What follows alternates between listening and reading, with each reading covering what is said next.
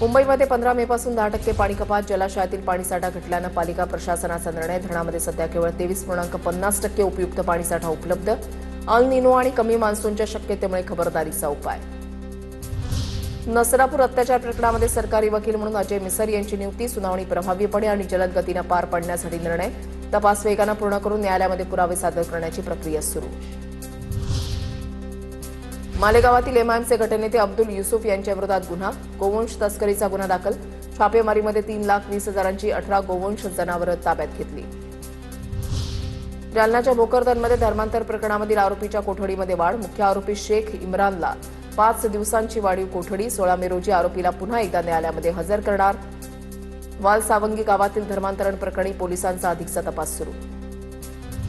Beed Jalna ZP आरक्षण मर्यादा ओलांडली नाही. सुप्रीम कोर्टानं आज सविस्तर सुनावणी ऐकली नाही. मूळ प्रकरणाच्या सुनावणीच्या वेळेला त्यावर सुनावणी घेऊ. सुप्रीम कोर्टाचे निर्देश. 21 जुलैला सुनावणीची शक्यता. ठाणे महानगरपालिकेच्या विरोधात ठाकरेंच्या शिवसेनेचे दिव्यांगांच्या प्रश्नाला घेऊन आंदोलन. दिव्यांग महिलेची व्हीलचेअर जप्त केल्याच्या निषेधार्थ ठाकरेंच्या शिवसेनेचं आंदोलन. केदार दिघे आणि महेश कदम आंदोलनामध्ये सहभागी. वादळी पावसामुळे रत्नागिरी जिल्ह्यातील 26,000 कुटुंब अंधारात. अनेक ठिकाणी महावितरणचे पोल कोसळले. 1,11,000 ग्राहकांना फटका. 85,000 ग्राहकांचा वीज पुरवठा सुरळीत.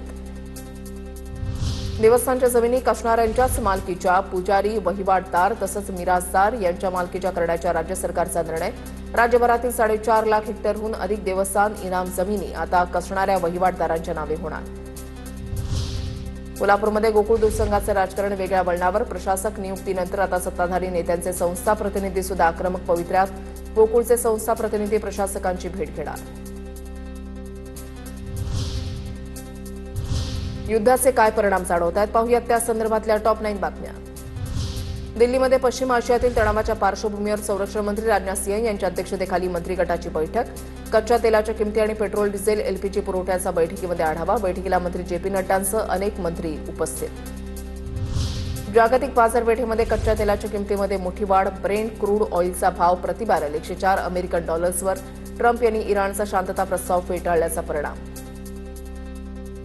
सोन्याच्या दरामध्ये 800 रुपयांची तर चांदीच्या दरामध्ये 1,000 रुपयांची घसरण. सोन्याचे दर जीएसटीसह 1,54,500 रुपये तर चांदीचे दर 2,66,770 रुपयांवर.